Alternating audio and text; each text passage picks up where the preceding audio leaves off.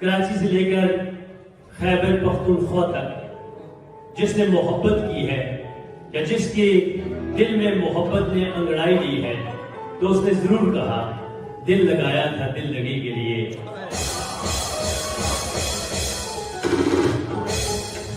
कुछ लोगों ने ये कहा इधर जनाजा उठेगा उधर मेहंदी लगेगी। हमारी खुशकिस्मती है कि हमारे मुल्क का सरमाया है, पाकिस्तान से जहां जाते हैं पाकिस्तान की नुमाइंदगी करते हैं, एक सफीर है। मैं चाहता हूं कि जब मैं उन्हें दावत दूं तो अपनी आप नशिस्तों से खड़े होकर हमारे इस हर दिल अजीज कलाकार का इस्तकबाल करें। अपनी नशिस्तों से खड़े हो जाइए। Ladies and gentleman, please put your hands together. अदाउल रहमान ईसा खैरी।